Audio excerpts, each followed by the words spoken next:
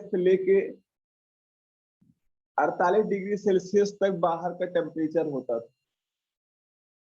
तो कुल मिला के कांस्टेंट आपका मैचिंग कर जाता था। तो जिसके माध्यम से शरीर के चाहे ब्लड प्रेशर हो, चाहे रक्त स्पंदन हो, रक्त की चलने की प्रक्रिया आपकी बहुत अच्छी रहती थी। लेकिन इस सर्दी में क्या दिक्कतें होती है? शरीर का टेम्परेचर कांस्टेंट, लेकिन बाहर का टेम्परेचर इतनी तेजी से घटता और बढ़ता है, जिसके माध्यम से इम्यूनिटी पावर ऑटोमेटिक पहले स्टेप में वीक हो जाती है, फर्स्ट स्टेप।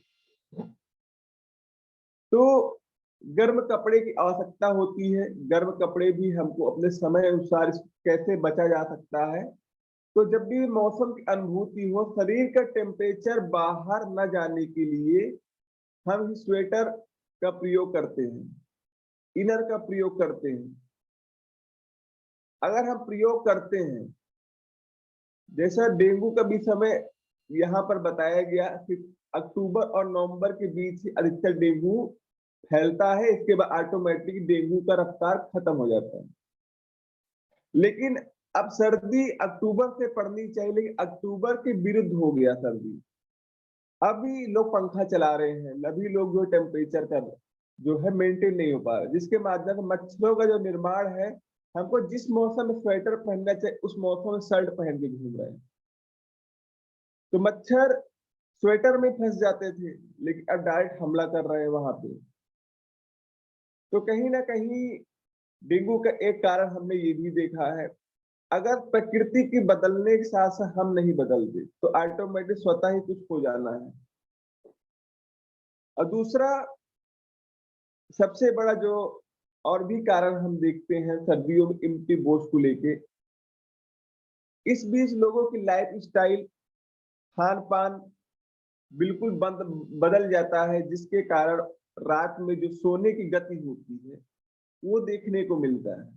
सोने का जो क्या फार्मूला होता है कि इस बीच सर्दियों में गर्मी की अपेक्षा लोग खर्राटे ज्यादा भरते हैं, ज्यादातर लोगों की नासिकाएं बंद हो जाती हैं। देखते होंगे आप भी, हो सकता है इस ग्रुप में भी कोई ना कोई मौजूद हो जिसकी रात में प्रॉपर नींद नहीं आती, दोनों नाक एक साथ आपके खुद के नहीं काम करते, कभी राइट स्वर काम करता है, कभी लेफ्ट, और जल्दी मध्यस्थता नहीं बनती। अगर लेफ्ट स्वर, अगर बाई नाक आपका एक्टिव मोड में है, तो निश्चित ही रात को आपको रजाई ओढ़ने के बाद भी सर्दी लगेगी। तो हम कहेंगे जो भी हमारे हैं पड़ोस सोने वाले बगल में, तो भैया एक कंबल और लगा दो इसमें।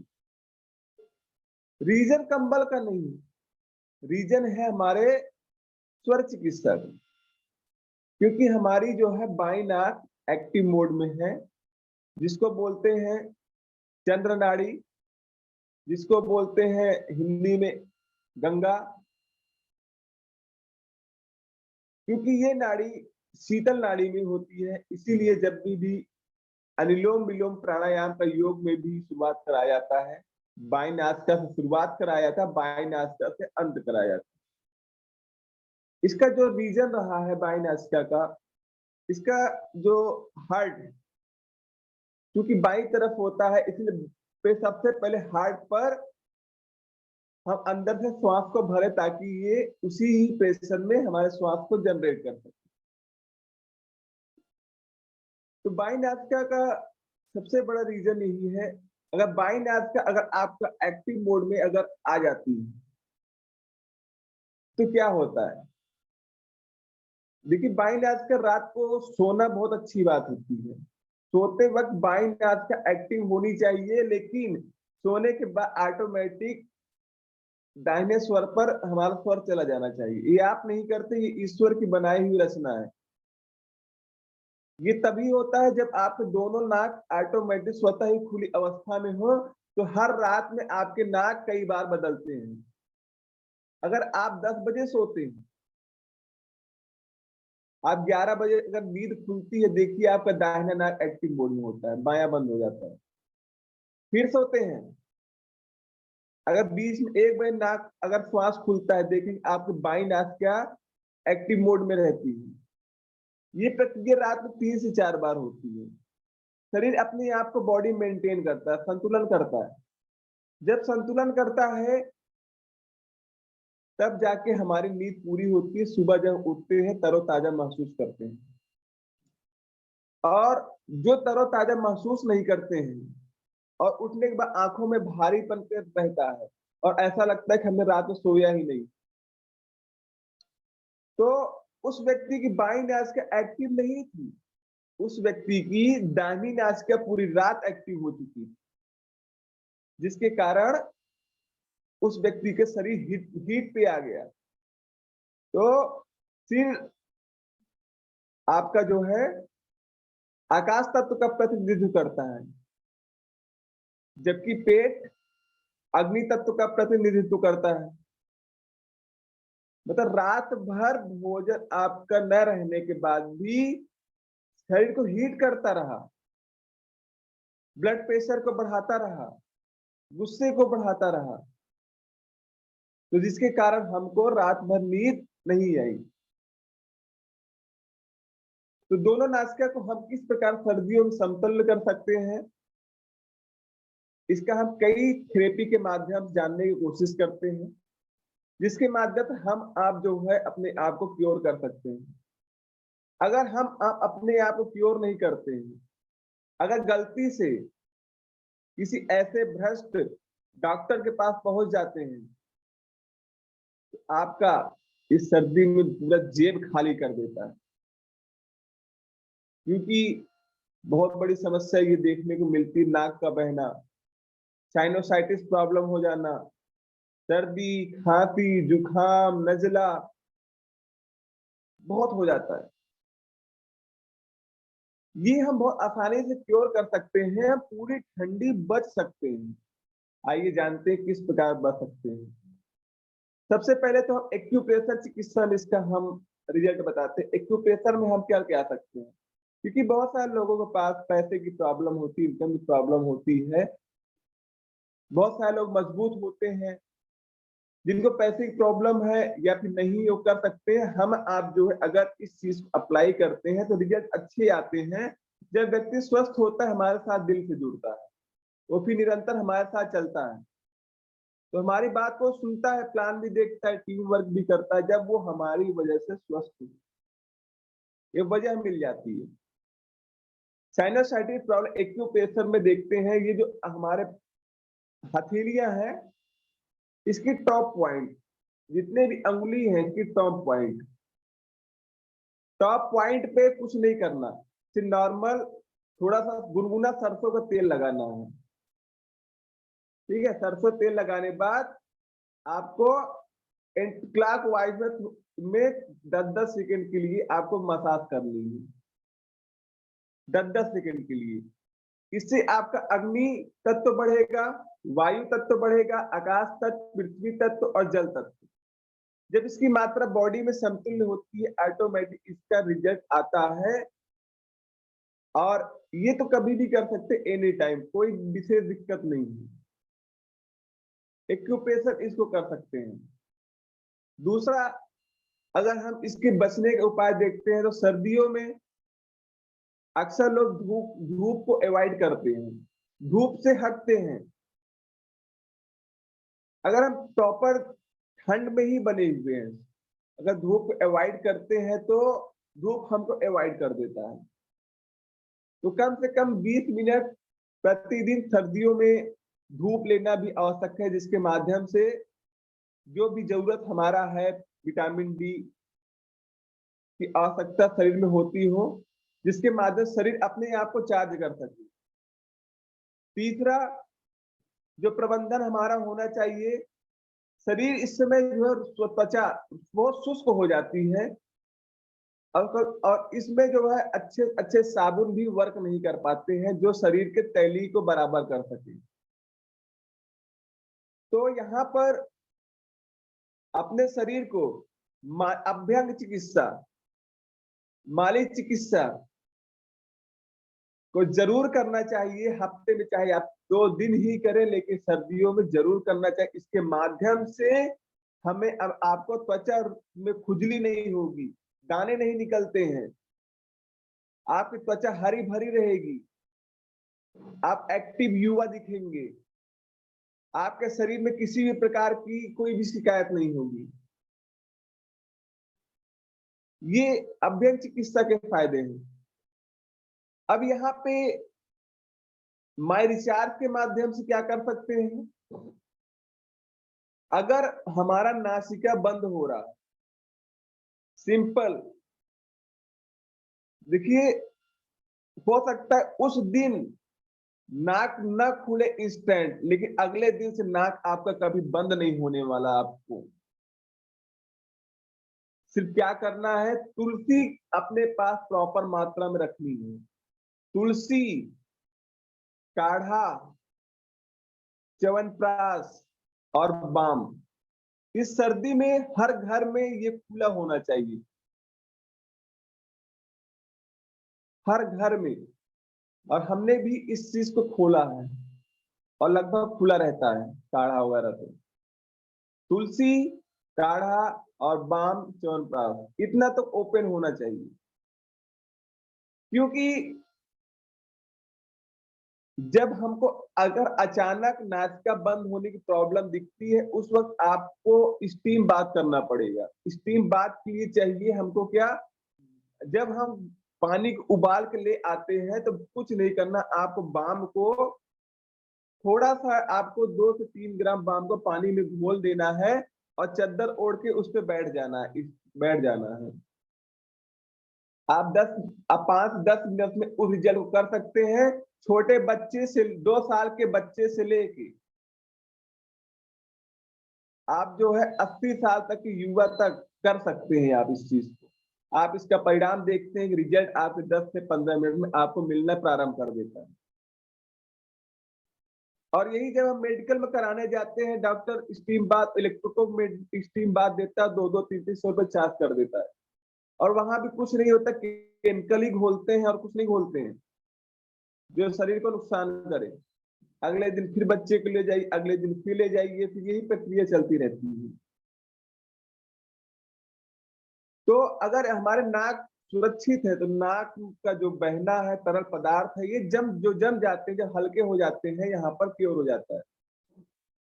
दूसरा प्रक्रिया बताते हैं नाकों को ठीक करने का।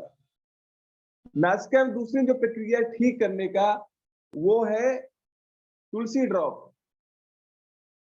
तुलसी ड्रॉप जब एक एक बूंद दोनों नाक में डाल अंदर को जब खींचते हैं, भाई साहब, जब हम डालते हैं उस चीज को, इतनी टाइट फील होती है। शुरुआत में हो सकता है कि आपको उस वक्त ऐसी अनुभूति, नाक तो हमारे जल गए दोनों, मिर्ची की तरीके से। जिस प्रकार लोगों को आंख में ड्रॉप लगता है, आंख स्वस्थ हो जाता है, उसी प्रकार नाक में आपका तुलसी ड्रॉप लगता है, लेकिन नाक आपका ठीक करके जाता है। जो आप अगर एक दिन आपने उसको प्रयोग कर लिया, उस दिन ना सही, लेकिन अगले दिन से नाक आपके बंद होने वाले नहीं। इसका रिजल्ट हमने देखा प्रॉपर तरीके में। नाक आपके दोनों खुले हुए होंगे तो इम्यूनिटी पावर अपने आप ही ग्रोथ होनी तय है, कोई भी रोक नहीं सकता। क्योंकि स्वर चिकित्सा कहता है, जिसकी नासिका दोनों श्वास बैलेंस हो, संतुलन हो, इम्यूनिटी पावर कमजोर नहीं हो सकता। अगर कमजोर हो रहा है तो इसका कुछ ना कुछ गड़बड़ी हमारा खान पान है।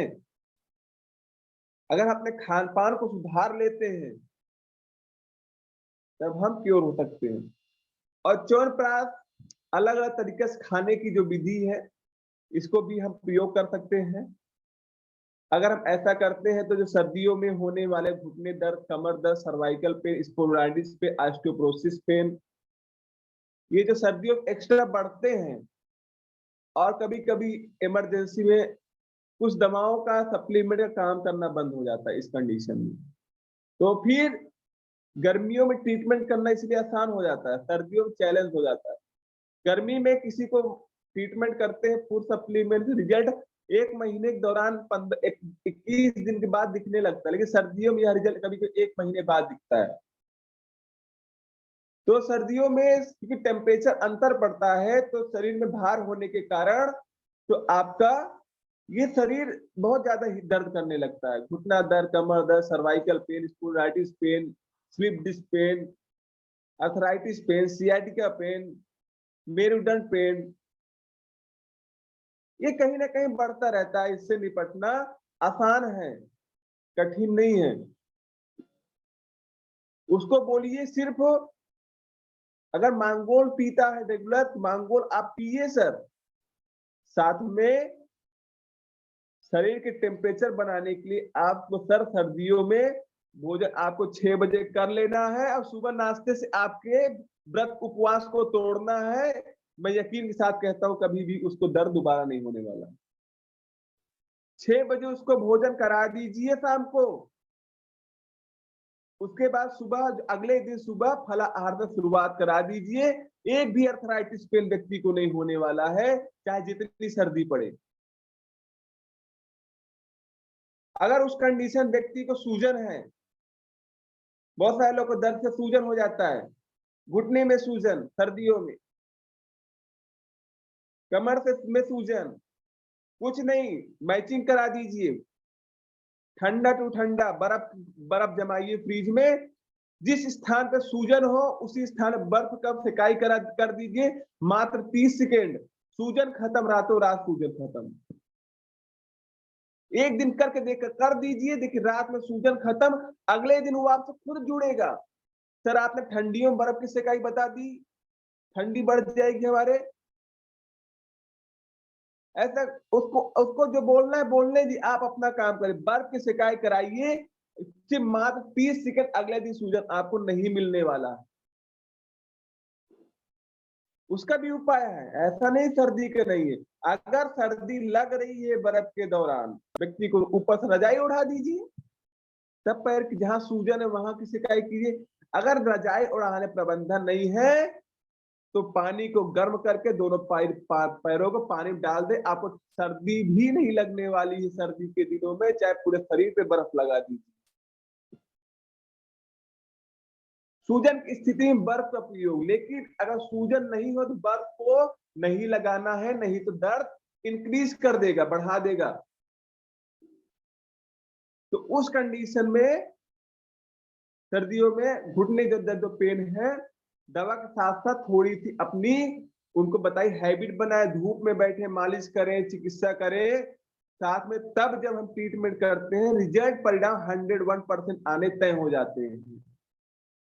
और सिर्फ दवा के भरोसे अगर हम किसी को बैठा देते हैं, फूड सप्लीमेंट भरोसे बैठा देते हैं तो रिजल्ट टाइम टेकन हो जाता है।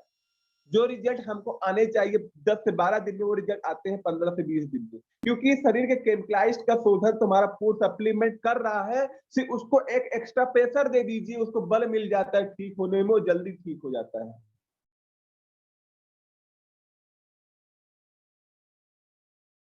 और उसके बाद शरीर आप इम्यूनिटी खुद ही आपकी बताने लगेगी। इम्यूनिटी जब आप अच्छी हो जाएगी तो क्या क्या लक्षण शरीर में देगा। सबसे पहले आपका पेट स्वतः ही साफ होना प्रारंभ कर देगा, वो भी बिना किसी कैप्सूल या बिना किसी चूरन के। पहला कारण इम्यूनिटी अच्छा होने का। प्राकृतिक बॉडी इस प्राकृतिक, अगर शरीर पेट आपका बिना चूरन बिना कैप्सूल के साफ हो जाता है तो आपकी इम्यूनिटी पावर अच्छी, बहुत अच्छी सॉलिड है। दूसरा, अगर हमारा जो है पर्याप्त मात्रा में, जब हम रात को एक बार सोते हैं सुबह हमारी नींद डायरेक्ट खुलती है तो हमारी इम्यूनिटी पावर बहुत अच्छी है। इसको बोलते हैं गूढ़ निद्रा। अगर दिन में आपको 2 बार खुलकर भूख लगती है तो ये कि आप अपने आप विश्वास करिए कि मैं स्वस्थ हूं, मेरी इम्यूनिटी पावर बहुत अच्छी, कोई रोग नहीं आने वाला। दिन में खुलकर 2 बार भूख लगना, रात को अच्छे से नींद आ जाना और लेटते ही 10 मिनट के अंदर सो जाना, करवटें ना बदलना।